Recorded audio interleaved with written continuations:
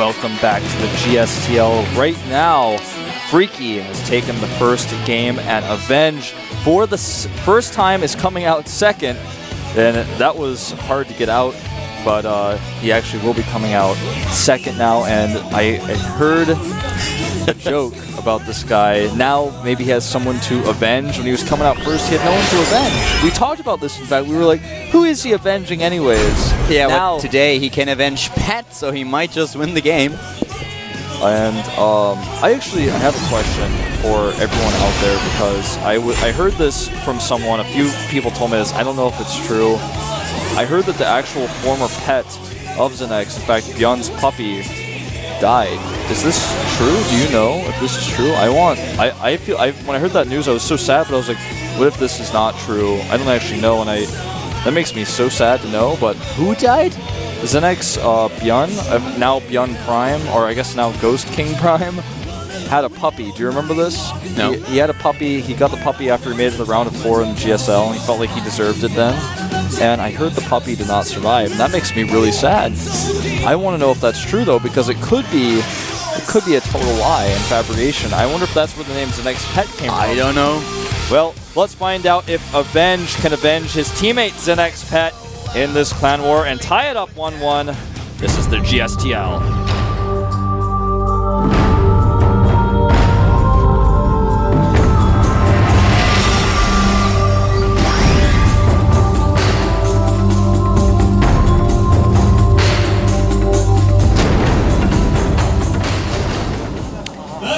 The game is on, and we have a Zerg versus Protoss as ZeNEX Avenge is meeting in his house of Freaky. To the bottom left of the map, we have the Protoss player in this matchup in the yellow. ZeNEX Avenge! Can avenge his teammate here. Pet just lost to Freaky, and now it's up to Avenge, who was the starting player for his team twice. And to the top left, we have his opponent now in the blue. Freaky! He played such a freaky game against Crank on this map. It was insanity. We have not seen a lot of depth in this guy's play. He just is infestors, and when he's tired of making infestors, he makes more anyways. Exactly. Someone tweeted me earlier, and it was like, okay, breaking news, ZeNEX Freaky is going to be picked up by ZeNEX, by the Prime team, and he will change his ID to Infestor King Prime. I hope that doesn't happen, man. If that happens, like, I actually will go there and tell him, listen, this isn't funny anymore. It's not funny anymore. It never was funny. It was never cool. Okay? I've had enough. Marine King Prime, Ghost King Prime, who's gonna be Hellion King Prime? That could actually be Maru. I would be King Hater Prime. Oh man. I'd be like, listen, this is 2012. Monarchy is nothing. Monarchies hardly exist anymore. Wolf is getting really agitated about it. Well, I'm not really agitated. I'm vaguely agitated. Just very vocal today about it. We do see a Nexus going down after Forge. Will he skip the cannon before gate? No, because he did not get a pylon block off, so he has to make the cannon first. Also, going to eventually get into his main. The cannon is already on its way, while the first Zerglings are now just trying to scout. He only made 2 instead of 4. That's really interesting.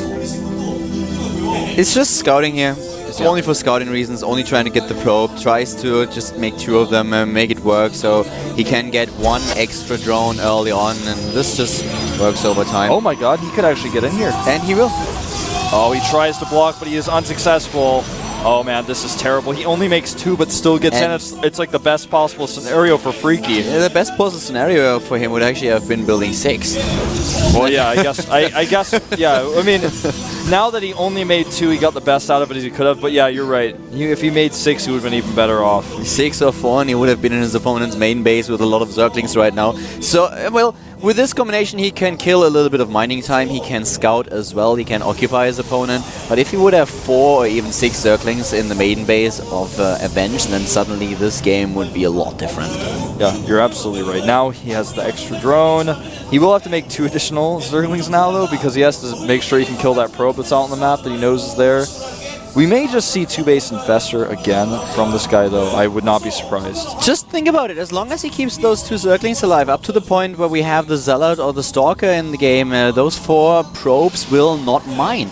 That is a ton of mining time that is lost. I'm a little bit surprised he isn't just... I mean, he might as well have killed 4 probes. I'm surprised he's not just sending those probes back to mine and then controlling when the Zerglings come to attack. That's how most people handle this. He's actually way over Against 2 Zerglings, you don't have to do it. Against 4, against 3, okay, this makes a lot more sense, because then a probe, when they attack in the, for example, in the gas harvesting line, that is really something that you have to pay attention to. But with 4 drones and against now 2 Zerglings... he better not leave any probes out. Okay. I would be not only surprised, but shocked that he doesn't. He doesn't do it. And the Lings are just going to run into a cannon and die. Yeah.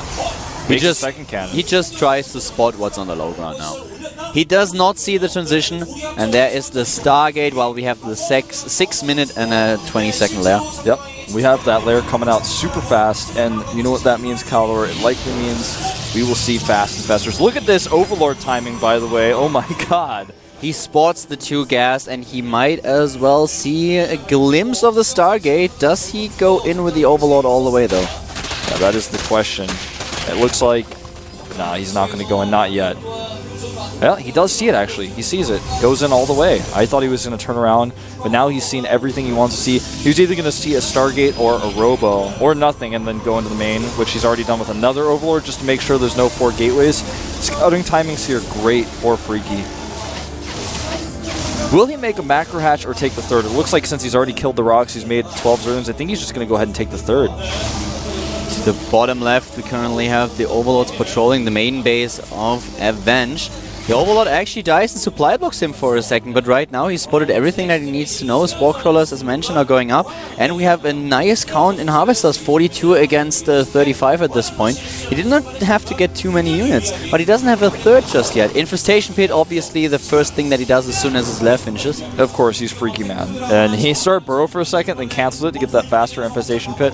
I'm guessing we're going to see him start Burrow again very soon here.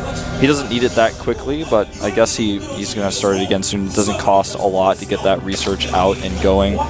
No 3rd base just yet, but he does have a drone in position. This Overlord will be killed. Sitting over here to deny a 3rd base from our ZeNEX player, Avenge. Now, what is Avenge's next move? He knows very likely that his opponent will go Infestors. It's something he's shown only Infestors in televised games so far. And I mean, if you've seen only that, how would you expect something different? I mean, he's going to go into Scout with this Void Ray as well as the Phoenixes that are going to follow it up. The Infestation Pit's positioned in such a way that he might not see it with his first wave, but he's got a very good idea this is coming up here, and he has a Robotics already on the way. The thing is that with the Infestors, he will be able to defend against this without a problem at all. It's not going to be hard for him to get a fungal off and just trap this Void Ray. And, well, already taking a lot of damage. The first Phoenix that was sent in there to scout and has a look at the 3rd now. So the position that Avenge is in right now is not really a comfortable one. Yeah. If he is able to get a liftoff on the Infestors and take them down before there are too many of them, he might be able to make it work, but he has to be really careful with his air units. One step into the wrong direction and he will run into a fungal and then lose all of them. You're right, and the Infestors are about to pop out. He gets out of here just in time, not overcommitting for a second. We already have Overlord drops on the way, Caldor. He is making only drones right now as well. He's at 53 workers, but he's about to be at 62 as those 9 drones pop. 3rd base is up and running now. Robotic Support Bay, however, is already on the way, and that is going to be so tough to deal with. With only Infestors, with pure Infestors against Colossus tech, sometimes you can just die if your opponent attacks you straight up with those Colossi. Will he see it? Yeah. He goes in with the Overseer, he sees everything. Oh, with a bit better unit control, it could have survived. It might just be able to get out of there. Yes, Overseer survives. This is going to be important. He will be able to use it later on again. I love what he's doing, by the way, with this Void Ray with the Observer. He's cleaning up creep tumors. This is so important. We see this a lot more often lately. Yeah. One of the first people I've ever seen do this with Genius. And, I mean, it's really, really awesome to do. I mean, everybody has done it before. Like, I bet even some, like, diamond level Protoss out there is like, yeah, I did that once, so it's really good. But it's hard to consistently do this. And against Infestors, it's kind of brave. Like, the Infestor could just come out and kill your Void Ray at any time, but he knows potentially that because his Void Ray is kind of useless right now, he's going to at least try to get something out of it. He's like, well, I could lose this to Infestors, but if I don't use this Void Ray clean up creep, why do I even have it? Like, it's not going to kill any more Overlords right now. We have the Spire. Yeah. For Freaky. That's something that no one expected to see. Nobody expected it. I expected Zerglings. I expected Infestors. But a Spire? Yeah, come on. He's getting that Spire, and he's consistently using this contamination ability to slow down research. He's now used it on the Colossus range. But jokes aside, Freaky now with the transition, I like it very much that he does not stick to only one strategy, that it's not a one-trick pony here. And he's getting Banelings, he's got the Overlord and look drops. At the bases. 4 and 5 coming up. If his opponent tries to go for a push, he'll be able to fungal and then use the Baneling drops on top of the stationary units. It's going to be a pretty tough combination deal. He's also getting that Hive. And this is something the Phoenixes will scout. They will not, however, see the Banelings. He has not seen those. And and here it is. This is terrible. Oh, he picks off one. That's what I talked about. You are not allowed. Oh, he doesn't get it yet. Oh, he does get it eventually, though.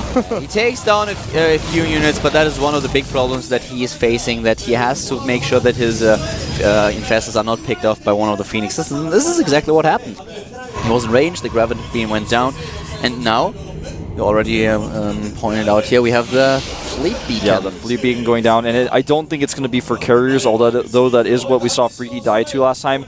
He saw the Hive Tech, and of course from there he's going to be like, well, I just need this. I saw a Spire, I saw Hive Tech, I need to get the Mothership. I have to be prepared for the Brood Lords, for the possibility of Brood Lords at least. And there's no 4th base for Avenge. He did not push out to get his 4th, and we mentioned that Freaky is on 5 bases already. So if is 5 against 3, he does not harvest from all of them. He should at least take gas at the 3rd and at the 4th and the 5th. And Zergling streaming in here, but not enough to actually pressure him. Oh my god, Kaldor, look at that. Oh, the Overlords on the left side of the map. The army way out of position. There is nothing to defend against this. Yeah, you can warp in Zealots to deal with the Zerglings, but there are a lot of Banelings in here as well, and he is not going to hesitate. No, he's not. He's just going in here. The army, as you mentioned, is way out of position, up to the top of the map, where they're just attacking the 4th base. That's the one that Freaky at this point does probably not care about at all. He's building spine collars. Everything dies. The probes are completely obliterated. He's trying to push through with his Colossus army. The Void Ray is still in the mix as well, doing some extra damage. He has a Warp Prism here. He can warp in units. There's so many spines to help him buy time, but he needs real units. He has a few more Banelings coming out. His Greater Spire is not done yet. If he can get a good fungal and then drop Banelings on these units, though, I think he will be able to hold. He can sack his natural. He knows he does so much damage right now to the main base of his opponent that losing his natural is not a big deal, especially not with a 5th base still available to the top right. That's something Avenge has not scouted yet. Oh, here we go. The Force Fields are good, but they will not stop the drop, and here it comes. Banelings raining down on this Protoss army, and they will clean it up.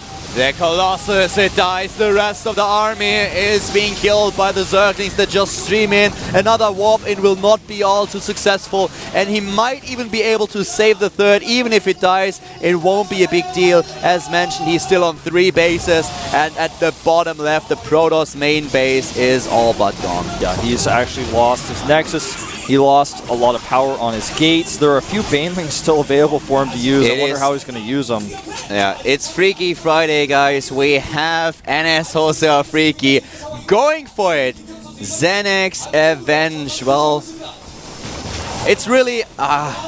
Oh, look at this. Oh my god. He's losing so many units. He shouldn't have even used those. He was the starting player twice and he lost both times, and now the Zerglings stream in to deliver the final blow and make him lose the 3rd game in his appearance in the GSTL as well. Yep, there are so many Infestors waiting on the outside to finish him off. He's down to 23 supply. The force fields here are, I want to say they're good, but to be honest, there's nothing that's going to stop this attack. Dropping these Infested Terrans to finish off the last of the Protoss units, putting him down to 18 supply. The only thing he has left is Photon Cans. 4 Broodlords are morphing. GG! GG as Freaky takes it. A 2-0 lead for NS Hossa. Oh man, you said it best when you said it is Freaky Friday. It's getting insane here. It is. Freaky with the 2 wins in the opening. Showing a little bit of a transition from his regular Infestor play in that game, but the Infestors were still the main unit, and he used Baneling support there. The Banelings, the drop was so successful for him. It was kind of a coincidental thing for the Protoss, because the Protoss moved out, and this is when he decided to go in because he saw the Protoss army moving out. So it was smart by Freaky, but from the Protoss perspective, it's a little bit unlucky. He didn't know that type of tech was there, even though he tried to scout. The Phoenixes were shut down, so he couldn't see the Baneling switch, wasn't prepared for that drop. His entire army was out of position. He had no idea. He was at the top right, he was just pushing out, just starting his attack, and this is the timing that Freaky used. He saw him move out, and he was like, okay, this is when I can drop you. He moved in, and it was just way too much, and there was no possibility at all for Avenge to get back in time. And I love it. A lot of Zerg players, there have been people complaining about how Zerg did not use all the options that they had, and one of them was the drop play, and lately we've seen so many people do it. We've seen TLO do it time and time again. He used it in the Code A qualifier against Inca, where he won with 2-0, and well, Freaky as well with the drop that he used. So pretty nice, very successful. Yeah, you know, Lion has been doing this a little bit more as well. It seems to kind of have a little bit of ZeNEX flavor to it. I think right now, I like it actually, how he's using it, I like it the best from TLO, because after he starts the first drop, he will continue sending empty overloads towards his opponent expansion, trying to fake drops, then sometimes just use a single overload with a few banelings, and just trying to freak his opponent out. It did not work all that well in the last match that he played, where he tried to use it in Daybreak, but still, very, very interesting strategy, and used a lot more lately. So, pretty cool. Yeah, you're right. Well, let's talk about our next game. Yeah, we have map is Antigua, and I think we're going to see Harrier come out for ZeNEX. And I'll tell you why. Last time they used him against a Protoss, and that means that he is good in that matchup, or at least ZeNEX feels comfortable there. He wasn't able to beat Puzzle, but I think they think that he can beat this style of play. And then also, if a Protoss comes out next, which NS Hosa has a lot of good Protosses, he'll be okay against that. So this guy has a good amount of depth to how many matchups he can do. I don't know exactly how good his TBT is. That's something that really nobody knows right now, but I think Harrier would be the best choice. Let's find out who it's going to be. And we will. We have the ZeNEX expansion in front of us, and the next player is going to be... Oh, it's live. He's coming out earlier than I expected, man. Yeah. And I did not expect him to pick Antigua for this either. They want to get this map in order to make it harder for... what are you laughing about? I was going to make a joke that Freaky's going, this is the guy who goes really fast layer every time, right? He's like, well, what should I do? He's like, I didn't expect to have to play against this guy. They use Antigua because they want to eliminate it for later on so that Jagji can't pick it. Exactly. This means that now, not only does Life come out, but Life cannot be killed by a Terran on this map. He will eliminate the map if he wins. If you think about how many Zerg players we see today, all of them want to make sure that they don't face a Terran on Antigua. That's why they start now with the ZVZ on this map. Yeah, really smart choice. Very strategic choice. Look at his win rate by order of appearance. He usually comes out second, and 88.9% win rate. He comes out second. That's pretty good. He has torn through 2 teams already. This guy hasn't been able to win the whole thing for his team each time, but he has definitely put a significant dent.